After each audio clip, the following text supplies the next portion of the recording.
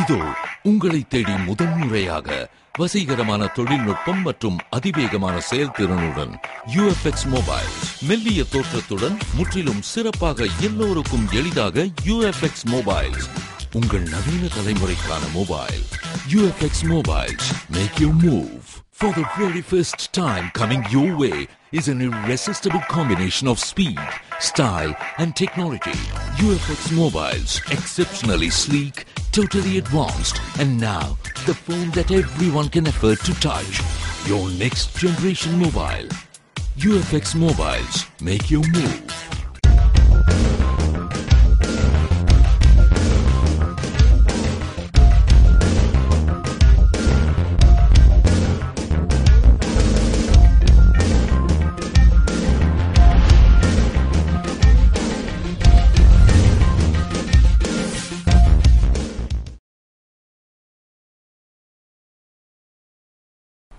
வணக்கம். புதுவை மொழியியல் பண்பாட்டு ஆராய்ச்சி நிறுவனம் சார்பில் நடைபெற்ற தென்னிந்திய மொழிகள் நாட்டுப்புறவியல் கழக கருத்தரங்கினை முதல்வர் ரங்கசாமி தலைமையில் ஆளுநர் இக்பால் சிங் குத்துவிளக்கேற்றி துவக்கி வைத்தார். புதுவை மொழியியல் பண்பாட்டு ஆராய்ச்சி நிறுவனம் சார்பில் கேரளா, கர்நாடகம், ஆந்திரா, தமிழ்நாடு, புதுவை மாநிலங்களைச் சேர்ந்த நாட்டுப்புறவியல் ஆராய்ச்சியாளர்கள் உருவாக்கிய தென்னிந்திய மொழிகள் நாட்டுப்புறவியல் கழகத்தின் 19வது தேசிய நாட்டுப்புறவியல் மாநாடு கூட்டுறவு ஒன்றிய கருத்தரங்க அறையில் நடந்தது. முதல்வர் ரங்கசாமி தலைமை தாங்கி பேசுகையில், நாட்டுப்புறத்திலிருந்துதான் நாகரிகம் வளர்ச்சியடைந்ததாகவும் எல்லாவற்றிற்கும் அடிப்படையாக நாட்டுப்புறவியல் திகழ்வதால் நாட்டுப்புறவியல் ஆராய்ச்சியாளர்களுக்கு தேவையான அனைத்து உதவிகளையும் புதுவை அரசு கொடுக்கும். மொழி பண்பாட்டு ஆராய்ச்சி நிறுவனத்திற்கு தனி கட்டிடம், ஆராய்ச்சியாளர்களுக்கு உதவித்தொகை வழங்க நடவடிக்கை எடுக்கப்படும் என்று பேசினார். விழாவில் சிறப்பு விருந்தினராக ஆளுநர் இக்பால் சிங் கலந்து கொண்டு குத்துவிளக்கேற்றி மாநாட்டை துவக்கி வைத்து பேசுகையில், இந்தியாவில் நாட்டுப்புறவியலுக்கு கிராமங்களில் அதிக முக்கியத்துவம் கொடுக்கப்பட்டு வருவதாகவும் நவீன காலத்திற்கேற்ப நாட்டுப்புறவியலை பாதுகாக்க வேண்டும். நாட்டுப்புற ஆய்வாளர்கள் தங்கள் ஆராய்ச்சி கட்டுரையில் இந்திய பாரம்பரியம், விவசாயம், மருத்துவம், நுண்கலை ஆகியவற்றை பதிவு செய்ய வேண்டும் என்று பேசினார். தொடர்ந்து கலை பண்பாட்டுத்துறை அமைச்சரும் மொழியியல் பண்பாட்டு ஆராய்ச்சி நிறுவனத்தின் தலைவருமாகிய தியாகராஜன் சிறப்புரையினையும், சட்டமன்ற உறுப்பினர் லட்சுமி நாராயணன் வாழ்த்துரையினையும், தென்னிந்திய மொழிகள் நாட்டுப்புறவியல் கழகத்தின் தலைவர் சங்கர நாராயணன் மைய உரையினையும், பொதுச் செயலாளர் பக்தவச்சல ரெட்டி அறிமுக உரையினையும் வழங்கினர். மாநாட்டில் இந்தியாவின் பல்வேறு மாநிலங்களிலிருந்து ஆராய்ச்சியாளர்கள் 150க்கும் மேற்பட்டோர் கலந்து கொண்டு ஆய்வு கட்டுரையை வாசித்தனர். புதுவை போக்குவரத்து தொடர்பான அனைத்து துறை அதிகாரிகள் பங்கேற்ற ஆலோசனைக் கூட்டம் SSP ஸ்ரீகாந்த் தலைமையில் நடைபெற்றது. இதனால் போக்குவரத்தில் பல்வேறு மாற்றங்கள் வரலாம் என எதிர்பார்க்கப்படுகிறது. புதுவையில் நாளுக்கு நாள் போக்குவரத்து நெரிசல் அதிகமாகிக் கொண்டே இருப்பதால் போக்குவரத்தை கட்டுப்படுத்தவும் சீரமைக்கவும் காவல்துறையினர் பல்வேறு நடவடிக்கைகளை எடுத்து வருகின்றனர். அதன் ஒரு கட்டமாக போக்குவரத்து தொடர்பாக அனைத்து துறை அதிகாரிகளின் ஆலோசனைக் கூட்டம் SSP ஸ்ரீகாந்த் தலைமையில் நடைபெற்றது. கூட்டத்தில் பல்வேறு இடங்களில் நிலவும் போக்குவரத்து நெரிசல் படமாக காண்பிக்கப்பட்டு அதற்கு தீர்வு காண அனைத்து தரப்பினரின் கருத்துக்கள் கேட்கப்பட்டு ஆலோசிக்கப்பட்டது. கூட்டத்தில் போக்குவரத்து SP சிவதாசன், போக்குவரத்து ஆணையர் கரிகாலன், புதுவை நகராட்சி ஆணையர் அழகிரி, உழவர்கரை நகராட்சி ஆணையர் உள்ளிட்ட பல்வேறு துறை அதிகாரிகள் பங்கேற்ற கூட்டத்தில் தற்போதைய போக்குவரத்து நெரிசல், ஆக்கிரமிப்புகள், சாலை விதிமீறல்கள், நடைமுறைப்படுத்த வேண்டிய புதிய திட்டங்கள், தடுப்புகள் மூலம் முக்கிய சாலைகளை இரண்டாக பிரிப்பது, மேம்பாலம், சுரங்கம் அமைத்தல், நடைபாதை ஏற்படுத்துதல், கட்டண பார்க்கிங், நகரம் படிக்கட்டு, பள்ளி வாகனங்களின் எண்ணிக்கையை குறைத்தல் உள்ளிட்ட பல்வேறு அம்சங்கள் குறித்தும், நேரு வீதி பழைய சிறைச்சாலையில் கட்டண பார்க்கிங் வசதி கொண்டு வருதல், சாலைகளில் கச்சேரி, கலை நிகழ்ச்சிகள் நடத்த அனுமதி மறுத்தல் உள்ளிட்டவற்றை உடனடியாக கொண்டுவர முடிவெடுக்கப்பட்டது. இது அரசின் கவனத்திற்கு கொண்டு செல்லப்பட்டு அனுமதி கிடைத்தவுடன் விரைவில் அமலுக்கு வரும் என தெரிவிக்கப்பட்டது. இதனால் புதுவை போக்குவரத்தில் பல்வேறு மாற்றங்கள் வரலாம் என எதிர்பார்க்கப்படுகிறது. புதுவை ஆளுநர் மாளிகையை முற்றுகையிட்ட சட்டக்கல்லூரி மாணவர்களுக்கும் போலீசாருக்கும் இடையே கடும் வாக்குவாதம் ஏற்பட்டு 50க்கும் மேற்பட்ட மாணவர்களை போலீசார் கைது செய்த சம்பவத்தால் பெரும் பரபரப்பு ஏற்பட்டது. இலங்கைக்கு எதிராக அமெரிக்கா கொண்டுவரும் தீர்மானத்தை இந்தியா ஆதரிக்க வலியுறுத்தியும், இதுகுறித்து புதுவை சட்டசபையில் தீர்மானம் நிறைவேற்றிட கோரியும் கடந்த 2 தினங்களாக போராட்டம் செய்த காலாப்பட்டு டாக்டர் அம்பேத்கர் சட்டக்கல்லூரி மாணவர்கள் திடீரென ஆளுநர் மாளிகையை முற்றுகையிட்டு போராட்டம் செய்தனர். இதுகுறித்து தகவல் அறிந்த பெரியகடை போலீசார் விரைந்து வந்து மாணவர்களை கலைந்து செல்ல வலியுறுத்தினர். ஆனால் மாணவர்கள் போராட்டத்தை கைவிடாததால் போலீசார் அவர்களை கைது செய்ய காவல் வாகனத்தில் ஏற்ற முயன்றனர். இதனால் மாணவர்களுக்கும் போலீசாருக்கும் இடையே மோதல் ஏற்பட்டு வாக்குவாதம் முற்றியது. உடனே மாணவர்கள் காவல்துறை வாகனத்தை எடுக்க விடாமல் வாகனத்தின் முன்னே சாலையில் படுத்துக் கொண்டு ஆர்ப்பாட்டம் செய்தனர். சிலர் ஆளுநர் மாளிகை கேட்டின் மீது ஏறினர்.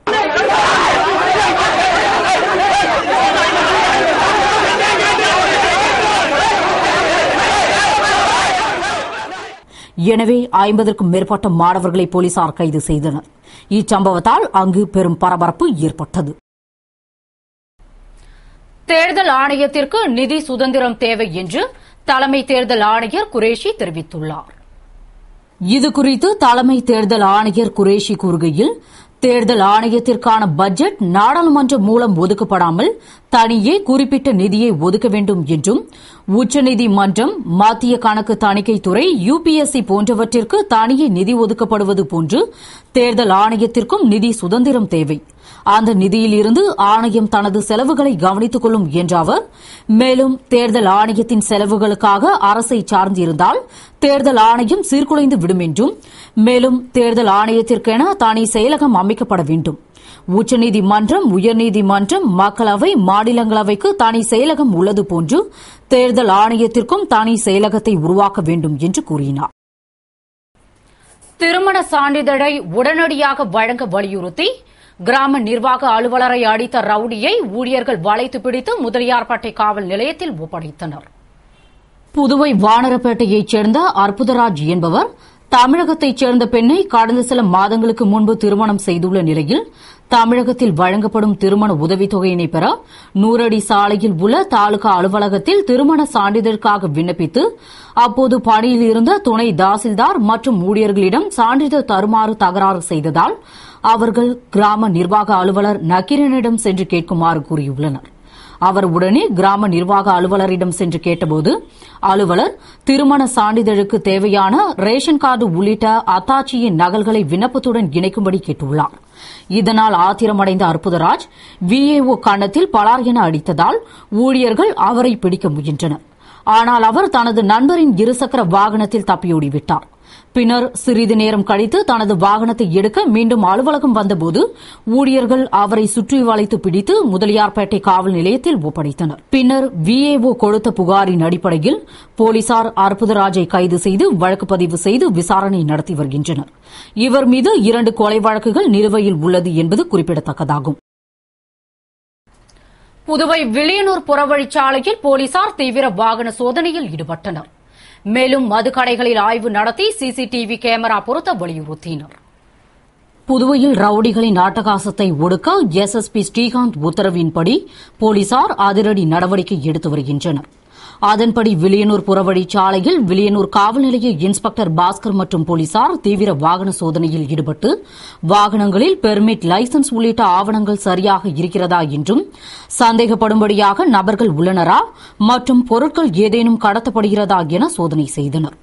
பின்னர் அதிரடியாக மதுபான கடைகளில் ஆய்வு நடத்தி ரவுடிகள் நடமாட்டம் உள்ளதா என பார்வையிட்ட அவர்கள் கடை உரிமையாளர்களிடம் சிசிடிவி கேமரா பொருத்தும்படியும், அவ்வாறு பொருத்தினால்தான் குற்றங்களை தடுக்க முடியும் என்று வலியுறுத்தினர். இந்த அதிரடி நடவடிக்கை மேலும் தொடரும் என்றும் தெரிவித்தனர்.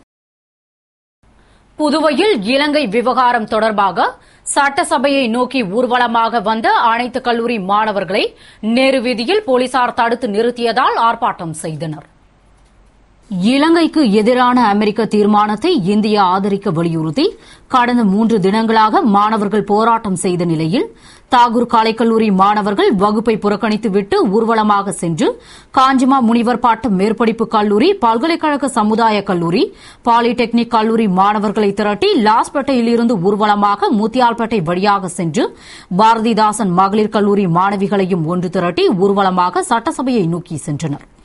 அப்போது நெருவீதி வழியே அவர்கள் சென்றபோது போலீசார் தடுத்து நிறுத்தி மாணவர்களை அந்த இடத்தை விட்டு மேலே நகர முடியாத அளவிற்கு வழிமறித்தனர். இதனால் மாணவர்களுக்கும் போலீசாருக்கும் இடையே கடும் வாக்குவாதம் ஏற்பட்டது. இருப்பினும் போலீசார் அவர்களை சட்டசபையை நோக்கி செல்ல விடாமல் பேச்சுவார்த்தை நடத்தினர். அப்போது மாணவர்கள் இலங்கை மற்றும் இந்திய அரசை கண்டித்து கோஷமிட்டு ஆர்ப்பாட்டம் செய்து பின்னர் கலைந்து சென்றனர். இதனால் புதுவையில் பெரும் பரபரப்பு ஏற்பட்டது. இன்னைக்கு ஐநா சபையில் நேற்று இரவு தமிழ்நாட்டில் இருக்கக்கூடிய புதிய தலைமுறை தொலைக்காட்சியில ஒரு ஆவணப்படம் வெளியாச்சு. இலங்கை தமிழர்கள் கடைசி நேரத்தில் அந்த போர்க்குற்றங்கள் சம்பந்தமா வெளியாயிருந்துச்சு. அந்த போர்க்குற்றங்கள்ல பதிவு பார்த்து அனைவரும் மிகப்பெரிய அளவில் தமிழ்நாடு அளவில் மாணவர்களும் பொதுமக்களும் கொதிப்படைஞ்சிருக்கிறாங்க. மத்திய அரசாங்கம் இதுவரைக்கும் இலங்கை அரசுக்கு எதிரான ஐநா சபையில கொண்டு வரக்கூடிய தீர்மானத்தை ஆதரவளிப்போன்ற மாதிரி எந்த ஒரு ஸ்டேட்மெண்ட் இது வரைக்கும் வெளியிடல. உடனடியாக மத்திய அரசாங்கம் இலங்கை தமிழருக்கு எதிரான அந்த தீர்மானத்தை ஆதரவு தெரிவிக்கணும் அப்படின்னு சொல்லிட்டு புதுச்சேரி முழுக்க இருக்கக்கூடிய மாணவர்கள் இன்னைக்கு வகுப்புல புறக்கணிச்சு போராட்டத்தில் ஈடுபட்டிருக்கோம். உடனடியாக மத்திய அரசாங்கம் இந்த பிரச்சனையில தங்களுடைய நிலையை தெரிவிக்கலன்னு சொன்னா வரக்கூடிய திங்கட்கிழமையில காலவரையற்ற போராட்டமா இன்னைக்கு பாண்டிச்சேரி முழுக்க மாறும் அப்படின்றத இந்த நேரத்தில் எச்சரிக்கையோட தெரிவிச்சுக்கிறோம். நன்றி. இலங்கையில் நடக்கக்கூடிய இந்த பிரச்சனைக்கு இலங்கை தமிழர்கள் கஷ்டப்படுறாங்க. அங்க இருக்கக்கூடிய தமிழர்களுக்கு கண்டிப்பா அந்த மாணவர்களாகிய நாங்கள் இந்த போராட்டம் நடத்துறோம். அதே மாதிரி அந்த இலங்கையில் நடக்கக்கூடிய பிரச்சனைக்கு எதிர்ப்பாக நாங்க இந்த போராட்டம் நடத்துறோம். அதே மாதிரி ராஜபக்சே அவர்களை கடுமையாக கண்டிக்கிறோம். ஏன்னா அவங்க இலங்கையில நடக்கக்கூடிய பிரச்சனைகள் அதே அவங்க வீட்டு பெண்களா இருக்கட்டும், அவங்க வீட்டு நாட்டில் இருக்கிற பெண்கள், அதே தமிழர்கள் நம்ம இந்த கொடுமையை செஞ்சு அவங்க கம்முன்னு இருப்பாங்களா? இதை அரசு இதை கண்டிப்பா கண்டிக்கணும். அதே மாதிரி இந்த போராட்டம் இலங்கையில் நடக்கக்கூடிய போராட்டம் மீண்டும் தொடர்ந்தால், முடிவு வரவில்லை என்றால் மாணவர்களாகிய நாங்கள் திரும்பவும் இந்த போராட்டத்தை தொடர்ந்து கொண்டே இருப்போம். புதுவை ஏம்பலம் தொகுதி பயனாளிகளுக்கு காமராஜர் கல்வீடு கட்டும் திட்டத்தின் கீழ் 2ஆம் தவணை தொகையினை அமைச்சர் ராஜவேலு வழங்கினார். புதுவை ஏம்பலம் தொகுதி பயனாளிகளுக்கு பெருந்தலைவர் காமராஜர் நூற்றாண்டு கல்வீடு கட்டும் திட்டத்தின் கீழ் உதவித்தொகை வழங்கும் நிகழ்ச்சி சமூக நல அமைச்சர் அலுவலகத்தில் நடைபெற்றது. அதில் சிறப்பு அழைப்பாளராக அமைச்சர் ராஜவேலு கலந்து கொண்டு 300 பயனாளிகளுக்கு 2வது தவணை தொகையாக தலா 30,000 வீதம் 90 லட்சம் ரூபாயினையும், சுகாதார திட்டத்தின் கீழ் கழிவறை கட்டுவதற்கு 51 நபர்களுக்கு 5,000 வீதம் 2,55,000 வழங்கினார். அப்போது சமூக நலத்துறை முதன்மை செயல் அலுவலர் உள்ளிட்டோரும் ஊர் பொதுமக்களும் உடனிருந்தனர். புதுவை உழவர்கரையில் அரசு வட்டார வளர்ச்சி அலுவலகம் சார்பில் நடைபெற்ற கருத்தரங்கில் அமைச்சர் பன்னீர்செல்வம் கலந்து கொண்டு நலத்திட்ட உதவிகளை வழங்கினார். புதுவை உழவர்கரை தொகுதிக்கு உட்பட்ட பூமியான்பேட்டை ஜவஹர் நகர் சமுதாய நலக்கூடத்தில் அரசு வட்டார வளர்ச்சி அலுவலகம் சார்பில் இளைஞர் மன்றம், மாதர் சங்கம், சுய உதவி குழுக்களுக்கான ஆண்டு கருத்தரங்கம் இணை வட்டார வளர்ச்சி அதிகாரி அவ்வை வரவேற்புரையுடன் துவங்கியது. தொடர்ந்து வட்டார வளர்ச்சி அதிகாரி ராஜரத்தினம் நோக்க உரையாற்றிய நிகழ்ச்சியில் சிறப்பு விருந்தினராக அமைச்சர் பன்னீர்செல்வம் கலந்து கொண்டு தலைமை தாங்கி 300 ஆதி திராவிட மக்களுக்கு மண்வெட்டி, இளைஞர் மன்றங்களுக்கு ஊக்கத்தொகை, சுய உதவிக்குழு பெண்களுக்கு தேசிய சேமிப்பு திட்ட சான்றிதழ், நூலகத்திற்கு புத்தகம் போன்ற நலத்திட்ட உதவிகளை வழங்கினார். பின்னர் வட்டார வளர்ச்சி அலுவலர்கள் கருத்துரை வழங்கிய நிகழ்ச்சியின் நிறைவில் சமூக கல்வி அமைப்பாளர் நன்றி கூறினார். தனியார் நிதி நிறுவனங்கள் வங்கியில் பணம் செலுத்தும் போது காசாளருடன் மேலும் 2 துணைக்கு அனுப்ப வேண்டும் என்று எஸ்எஸ்பி ஸ்ரீகாந்த் வலியுறுத்தியுள்ளார். இதுகுறித்து சட்டம் ஒழுங்கு எஸ்எஸ்பி ஸ்ரீகாந்த் கூறுகையில், புதுவையில் தனியார் நிதி நிறுவன காசாளரை வெட்டி பணம் பறித்த சம்பவம் பட்டப்பகலில் நடந்துள்ளது அதிர்ச்சியை அளித்துள்ளதாகவும், தனியார் நிதி நிறுவனத்தினர் வங்கியில் பணம் செலுத்த செல்லும்போது காசாளருடன் மேலும் 2 துணைக்கு அனுப்ப வேண்டும் என்று அறிவுறுத்திய அவர், நேற்று நடந்த வழிப்பறி சம்பவத்தில் காசாளர் 10 லட்சம் ரூபாய் எடுத்து செல்வதாக இருந்தார். அதிர்ஷ்டவசமாக சந்தர்ப்ப சூழலால் 1,68,000 மட்டுமே எடுத்து சென்றுள்ளார். மேலும் இவர் பணம் எடுத்து செல்வது குறித்து நிறுவனத்தில் வேலை செய்பவர்கள் கூட பிறருக்கு தகவல் கொடுத்திருக்க வாய்ப்பு உள்ளதாகவும், இந்த வழக்கில் பணம் பறித்து சென்றவர்கள் குறித்து துப்பு கிடைத்துள்ளதாகவும், தனிப்படைகள் அமைத்து குற்றவாளிகளை விரைவில் கைது செய்வோம் என்றும் கூறினார். புதுவை குடிசை மாற்று வாரியம் சார்பில் காமராஜர் கல்வீடு கட்டும் திட்டத்தின் கீழ் உதவித் தொகையினை அமைச்சர் தியாகராஜன் வழங்கினார். புதுவை பாகூர் தொகுதியைச் சேர்ந்த பயனாளிகளுக்கு குடிசை மாற்று வாரியம் சார்பில் மானியத் தொகை வழங்கும் நிகழ்ச்சி சட்டமன்ற வளாகத்தில் மின்துறை அமைச்சர் அலுவலகத்தில் நடந்தது. இதில் சிறப்பு அழைப்பாளராக அமைச்சர் தியாகராஜன் கலந்து கொண்டு 418 பயனாளிகளுக்கு 2வது தவணை மானியத் தொகையினை காசோலையாக வழங்கினார். அப்போது பாகூர் தொகுதியைச் சேர்ந்த முக்கிய பிரமுகர்கள் மற்றும் என்ஆர் காங்கிரஸ் நிர்வாகிகள் பலர் உடனிருந்தனர். இலங்கை விவகாரம் தொடர்பாக விவாதிக்க புதுவை சட்டசபை கூட்டத்தை கூட்ட வேண்டும் என்று பாட்டாளி மக்கள் கட்சி மாநில செயலாளர் அனந்தராமன் வலியுறுத்தியுள்ளார். இதுகுறித்து புதுவை மாநில பாமக செயலாளர் அனந்தராமன் கூறுகையில், இலங்கை ராணுவத்தினால் ஈழத்தமிழர்கள் கொடூரமாக கொல்லப்பட்ட விவகாரம் உலகம் முழுவதும் இலங்கை ராணுவத்திற்கு எதிராக குரல் கொடுக்கும் நிலையை ஏற்படுத்தியுள்ளது. மேலும் பல நாடுகள் இலங்கையின் செயல்பாடுகளை கண்டித்துள்ளன. போர்க்குற்றம் புரிந்த ராஜபக்சேவை கடுமையாக கண்டித்து வருகின்றன. அப்போதும் கூட மத்திய அரசு மௌனமாக இருந்து வருவது தமிழினத்திற்கு செய்யும் மாபெரும் துரோகமாகும் என்றும், ஜெனீவாவில் ஐநா சபையின் மனித உரிமை கவுன்சில் கூட்டத்தில் இலங்கைக்கு எதிரான தீர்மானத்தை அமெரிக்கா கொண்டு வந்துள்ளது. இந்த தீர்மானத்தை ஆதரிக்க வேண்டும் என்று இந்திய அரசை எல்லா தரப்பினரும் வலியுறுத்தி வருகிறார்கள். ஒட்டுமொத்த தமிழக பாராளுமன்ற உறுப்பினர்களும் இதற்கு குரல் கொடுத்து வருகிறார்கள். எதிர்க்கட்சியான பாஜக உள்பட பல கட்சியும் தமிழர்களுக்கு ஆதரவாக குரல் கொடுத்து வரும் வேளையில் புதுவை சட்டமன்ற பட்ஜெட் கூட்டம் நடைபெற இருந்தாலும் சிறப்பு சட்டமன்ற கூட்டத்தை உடனடியாக கூட்ட வேண்டும் என பாமக கேட்டுக் கொள்கிறது. இந்த சிறப்பு கூட்டத்தில் மத்திய அரசு கவனத்தை ஈர்க்கும் வகையில் தீர்மானத்தை புதுவை அரசும் நிறைவேற்ற வேண்டும் என்று கூறினார். புதுவை கல்வி இயக்ககம் சார்பில் பள்ளி துணை ஆய்வாளர் அலுவலகம் வட்டம் 4 கீழ் உள்ள அனைத்து தலைமை ஆசிரியர்கள் மற்றும் ஆசிரியர்களுக்கான தொகுப்பு கலந்தாய்வு கூட்டம் வில்லியனூரில் நடைபெற்றது. புதுவை வில்லியனூர் ஆனந்தராஜா திருமண நிலையத்தில் அரசு பள்ளி கல்வி இயக்கம் துணை ஆய்வாளர் அலுவலகம் வட்டம் 4 கீழ் பணிபுரியும் அனைத்து தலைமை ஆசிரியர்கள் மற்றும் ஆசிரியர்களுக்கான பள்ளி தொகுப்பு கலந்தாய்வு கூட்டம் பெண் கல்வி துணை இயக்குநர் மீனாட்சி தலைமையில் நடைபெற்றது. இதில் சிறப்பு விருந்தினராக அனைவருக்கும் கல்வி இயக்க மாநில திட்ட இயக்குநர் பார்த்தசாரதி கலந்து கொண்டு கற்பித்தலில் நவீன யுத்திகள், மாணவர் இடைநிற்றலை குறைத்தல், பள்ளி மேலாண்மை போன்ற கருத்துக்கள் குறித்து சிறப்புரையாற்றி கலந்தாய்வு நிகழ்ச்சி நடத்தினார். நிகழ்ச்சிக்கான ஏற்பாட்டினை 4ஆம் வட்ட துணை ஆய்வாளர் ஜெகசிர்பியன் கோல்பேட் தலைமையில் மைய ஒருங்கிணைப்பாளர்கள் மற்றும் ஆசிரியர்கள் செய்திருந்தனர். புதுவையில் நடந்த மின்சார கட்டண உயர்வு பற்றிய கருத்து கேட்பு கூட்டத்தில் மின்கட்டண உயர்விற்கு பொதுமக்கள் எதிர்ப்பு தெரிவித்தனர். புதுவை மின்துறை சார்பில் மின்சார உயர்வு பற்றிய கருத்து கேட்பு கூட்டம் மின்சார ஒழுங்குமுறை ஆணைய குழு தலைவர் கார்க் தலைமையில் செயலர் மாலிக், மின்துறை பொறியாளர் மற்றும் அதிகாரிகள் முன்னிலையில் நடைபெற்றது. அப்போது பொதுமக்கள் தரப்பில் வந்தவர்கள் ஆணைய தலைவரை முற்றுகையிட்டு கூட்டம் பற்றி முறையாக அறிவிக்கவில்லை என்று வாதிட்டனர். அப்போது அதிகாரி அடுத்த முறை கூட்டம் நடக்கும்போது முறையாக அறிவிப்பதாக கூறியதும் அமைதியுடன் அமர்ந்தனர். மேலும் மின்கட்டணத்தை 150% உயர்த்துவது சரியானதல்ல என்றும், குடிசை வீடுகளுக்கு இலவச மின்சாரம் தொடர வேண்டும், கல்வீடாக மாறியவர்களுக்கு குறிப்பிட்ட கட்டணத்தை வசூலிக்க வேண்டும் என்றும், மின் கட்டணத்திற்கு கடும் எதிர்ப்பு தெரிவித்து அது பற்றி மறுபரிசீலனை செய்ய வேண்டும் என்றும் வலியுறுத்தினர். சிலர் மின் திருட்டு, மின்தடையை குறைக்கவும், மின் உற்பத்தி கவனம் போன்றவற்றிற்கு நடவடிக்கை எடுத்துவிட்டு மின்சார பாக்கியை சரி செய்துவிட்டு கட்டண உயர்வு பற்றி பேசலாம் என்றும், சிலர் மின் கட்டணத்தை உயர்த்தவே கூடாது என்றும், மின்துறை பொதுத்துறையாகவே இருக்க வேண்டும் என்றும் கூறினர். புதுவை பூரணாங்குப்பம் அரசு நடுநிலைப் பள்ளியில் நடைபெற்ற தேசிய சுற்றுச்சூழல் விழிப்புணர்வு நிகழ்ச்சியில் சட்டமன்ற உறுப்பினர் புருஷோத்தமன் கலந்து கொண்டு மாணவ மாணவியர்களுக்கு மரக்கன்றுகளை வழங்கினார். புதுவை சுற்றுச்சூழல் கல்வி பிரிவு மாநில பயிற்சி மையம், சிபிஆர் சுற்றுச்சூழல் கல்வி மையம் சார்பில் மக்களிடையே தேசிய சுற்றுச்சூழல் விழிப்புணர்வை ஏற்படுத்தும் வண்ணம் நடைபெற்ற பேரணியை சட்டமன்ற உறுப்பினர் புருஷோத்தமன் தலைமையேற்று துவக்கி வைத்து பேரணியின் நிறைவில் மாணவர்களுக்கு மரக்கன்றுகளை வழங்கினார். தொடர்ந்து முதன்மை கல்வி அதிகாரி அனுமந்தன், அறிவியல் தொழில்நுட்பம் மற்றும் சுற்றுச்சூழல் துறை இளநிலை பொறியாளர் ஆகியோர் சுற்றுச்சூழல் பாதுகாப்பு குறித்து சிறப்புரையாற்றினர். நிறைவில் நிலையான வாழ்வாதாரத்திற்கு காடுகளின் முக்கியத்துவம் குறித்து நடத்தப்பட்ட பல்வேறு போட்டிகளில் வெற்றி பெற்றவர்களுக்கு பரிசுகள் வழங்கப்பட்டது. நிகழ்ச்சிக்கான ஏற்பாட்டினை தலைமை ஆசிரியர் தலைமையில் ஆசிரியைகள் செய்திருந்தனர். இத்துடன் செய்திகள் நிறைவடைகின்றன. வணக்கம்.